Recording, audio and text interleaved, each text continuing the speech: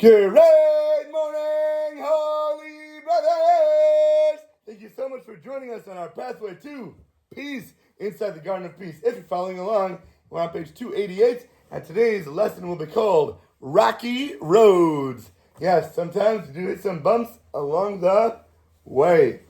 Entrenched in arguments, the road to peace in the home is paved with tests, obstacles, many difficulties, and big bumps, correct? You think it's going to be smooth sailing? You got another thing coming for you. People have no idea. I spoke to one guy yesterday who was engaged, and I said, what are you waiting so long for the engagement in order to get married?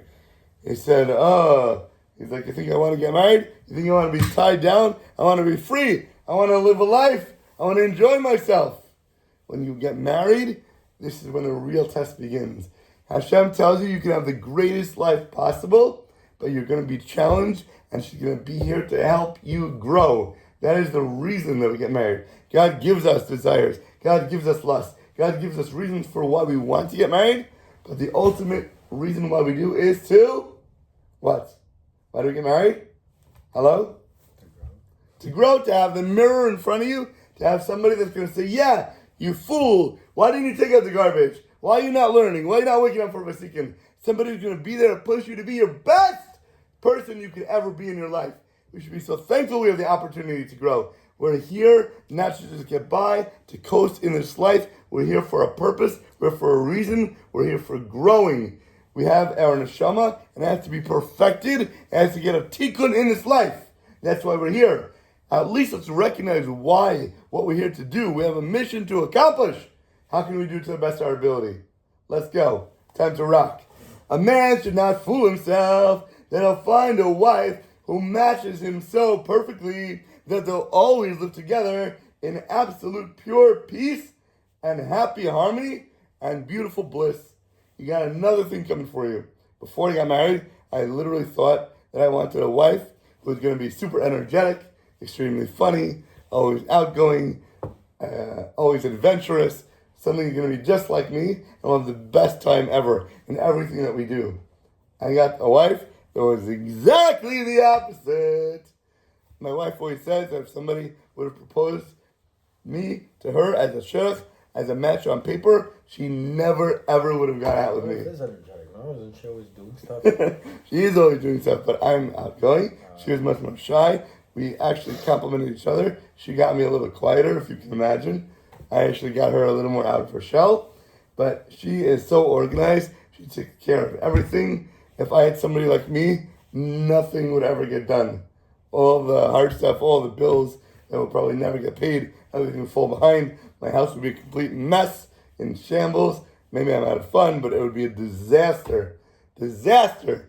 God's like, this is not what's going to be good for you. I'm going to show you something you never expected would be good for you. Oh, they say opposites attract. You put two North Pole magnets together, woo, they're going to fly apart. All couples disagree with one another from time to time about a number of things.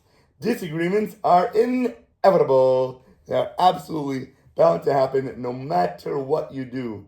No matter how good you try to be, there are going to become a time where you're going to have something that you want to say that is not in accordance with what your wife wants to do.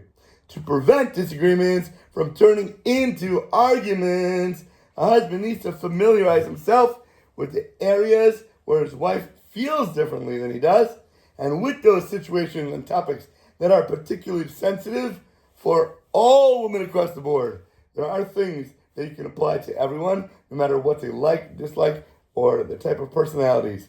Then once you're aware of those things, you can tread carefully. When you see those things start to surface, when you see it coming into your picture, then you can take care of it in a much better way, in a much better light.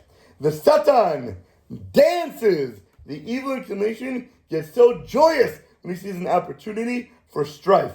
And he must avoid those arguments at all costs. Because once he takes the reins, boy, are you in tremendous trouble. If an argument has already been sparked and has been lit up, a husband should be quick to grab that fire extinguisher, put that thing out before it starts to get flaming furies across the whole neighborhood.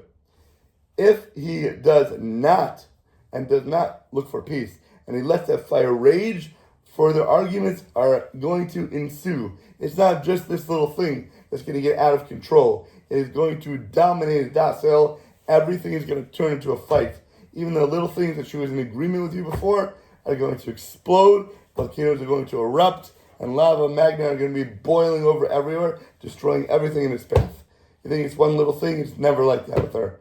It's going to go into every single thing that you do. And everything that you do is going to be wrong. Everything's going to be an argument. And you're always a miserable bum, even if everything you're doing right, else besides for this one thing. The nature of arguments is that one thing leads to another. It's like a linked chain. If you're going to be pulling up on one, the whole thing's going to come along for the rest of the way. It's like a beautifully set stack of dominoes. They spend hours, days, weeks, or months, like these Guinness Book of Records. And then they press one little tap, and the whole thing goes. Can you imagine while they're setting it up, and they get to the second to last one, and by accident one, knocks over? The whole thing is ruined! All that work, all that time, all that effort, for nothing. You have to start all over again. Double time, double work, double effort. If you say something wrong to your wife, you think that, the next morning you can just wake up, sorry honey, what I said yesterday, no problem, forget about it. No, that was yesterday. Be a new day, be a new person.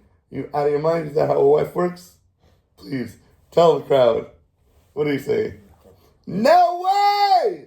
Only people who are not married can talk like that. The nature of arguments is that they lead to one another. The Shla writes, at the beginning, it says, and there was an argument between the shepherds of Abraham, of Avram, his flocks, and the shepherds of Lot. But when Avram spoke to Lot, he said, hey, buddy, brother, let there not be strife between me and between you. He said strife in the feminine tense, if you look at the words, rather than an argument, which is the masculine, the man side. Why did he do this? What is Avram saying to Lot? The argument that began between the shepherds, let it stay as one argument.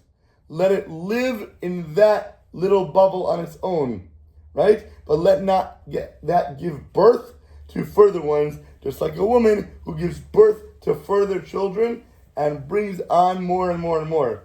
When a husband becomes entrenched in an argument and he refuses to give in, he refuses to concede, he wants to stand his ground, stick his feet in the mud, and say, I am right. She's crazy. She's illogical. She's irrational. She's emotional. Why can't you understand that this is the way it is? Even if she is completely wrong. That's not the point. He's transgressing what it says in the Torah. Do not be like Korach and his congregation. The book of Proverbs in 16:2 says, all the ways of man are pure in whose eyes? In his own eyes. You are always right. Everybody else in the world is completely wrong. A person thinks what he does and what he thinks is absolutely correct. That's natural. It's human nature. It's easy evil inclination seeking itself into you. In every difference of opinion, if one side feels that I am right, I don't know what they're thinking. They probably have no idea. They haven't learned this before. They're completely out of their element. You think that they're wrong? He will stubbornly argue his point. People have a very strong desire to defeat others and to think that they're right. That yitzhara, that gaiva, that arrogance is the core of every single sin that comes out. You want to be right? You want to put yourself up on a pedestal? You want to knock everybody else around you down? Good luck with that. See where you're going to end up. Analyze yourself. Where is this coming from? Do you need to be right? Or do you want to be humble like Moshe Rabbeinu? Those Jews in the desert were spitting on him. Those people were denying everything that they just witnessed. They just came out of Egypt. They had all the miracles in the world that the whole world knew about. You got to be crazy out of your mind to question somebody like this. And yet, they were yelling, they were screaming, they were complaining about almost everything that came their way. Did Moshe say, you idiots, you fools, what is wrong with you? God took care of you, He saved you, He did miracles beyond the world has ever seen before. Now you're complaining, you don't think He's going to, now you have no food, you don't think God's going to can help you, can help you survive, and help you to thrive, not just to live. You're going to live like kings. You're going to live like angels. You're going to have miracles full. And you're complaining? What is wrong with you guys? Shut the bleep up, he could have said to them. But nope, he didn't at all. He even prayed for these people. Crazy. But apart from when the topic is very serious, winning an argument is almost never worthwhile. Conceding a point preserves your strength and will preserve your inner peace and the peace with your spouse, or the peace with your friend, or the peace with your coworker, or the peace with your family. Peace with others is the actual, true, real victory in life, especially with one's wife. Bowing to her wishes and placing her the first top priority in life is the greatest show of strength that a person can ever have. That's going to be his greatest victory in the world. When you say, honey, you are my number one priority. This is what I live for. This is what I'm going to do above everything else. Again, we always talk about the example. You wake up, you're 5 minutes late for chakras. As you're leaving the door, your wife says, honey, did you smell the baby's diaper? Think he's got to poop. And what do you say? Honey, so to go change it. You smelt it too. You're the one who smelt it has to deal with it. Why is this my problem? You know that I'm going to shoot right now. I'm not going to play video games with my friends. I'm not going to read books on the toilet for 2 hours. I'm literally going to do Avodas Hashem. You want me to pray or you want me to stay? So the answer is, if you're hearing that, God already knows that you need to be tested right now. God is putting this situation into effect, into your reality, not by happenstance. It's not a random act or event that it happened this way. It's specifically designed to put you down in your fakakta place. You already have a problem when this is coming up. God wouldn't need to test you if he knows where your priorities lie. But the fact that you have that doubt, the fact that you have that hesitation, is already showing you where you need to be at that time. Honey, absolutely my pleasure.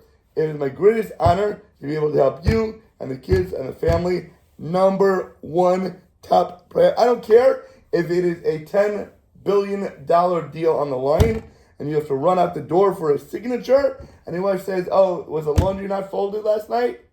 Last night you screwed up. And guess what? You're going to be paying for it this morning. That's your problem. Rabbi Nathan of Breslov of Blessed Memory writes that argumentativeness, machlokas, in your mind that comes out is the worst of all bad traits in the world. All other negative traits, I don't care what they are, and desires that you might have can serve some positive purpose in the world if they are harnessed and used in accordance with God's will, right? You want to be with a woman, you can do it to have children, right? Everything God has is a purposeful, positive way to do it, but, let me just finish the sentence, right? But being argumentative serves no purpose and can uproot a man from this world and the next world. Go. So if a woman is a messenger of Hashem for her husband. If a woman, right? A woman is. Why does... Go on. Why does because a woman is a messenger from God. Now. Why does sometimes she talk in code? Basically what Hashem is saying, I'm going to talk in code. You have to figure out, like... If a woman is trying to tell you something, right, and she doesn't want to tell you outright. Right. Okay, so there may be a few reasons for this. Let's just think of one, right? Let's just think of the fact that the dishes are dirty in the sink, right? And she knows that you know that she hates the dirty dishes piling up. Yeah? So she might say to you, is there something mysterious in the kitchen?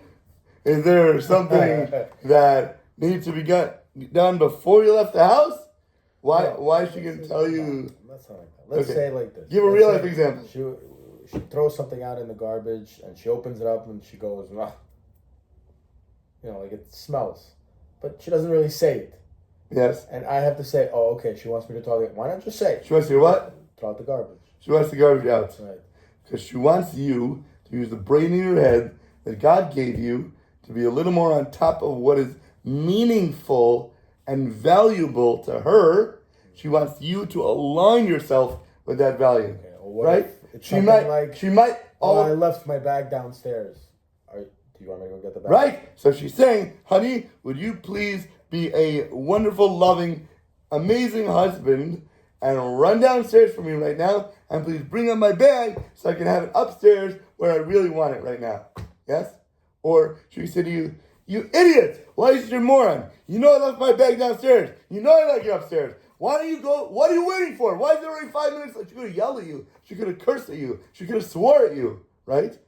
So there's many ways that a wife could, even though she's an idiot and she's the one that forgot it downstairs in the first place. Why is it your responsibility to go get it? It's her bag. It's her responsibility. How chutzpah could she be to you to tell you to go down to get it? And she's mad about it? Out of her mind. Maybe that's why she doesn't want to say it directly, right? So maybe she's trying to do it in a nicer way. And for you to be able to jump like a jack in the box, to give you an opportunity to show your strength and your happiness and your eagerness in a way that she doesn't have to bring any negative side of her out.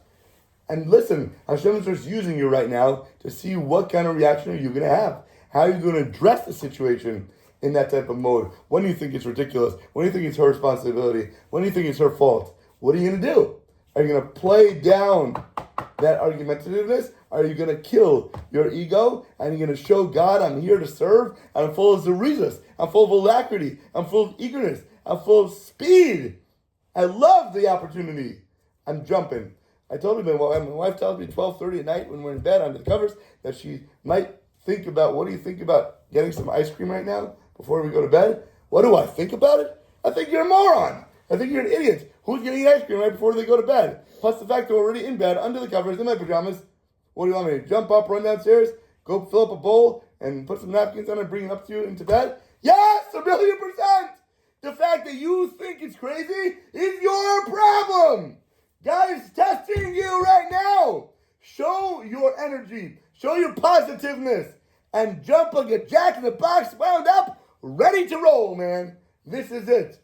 This is your opportunity to shine and never miss a moment to be able to express that for you, for her, for God. And with that, have an awesome, deliciously amazing rest of your day.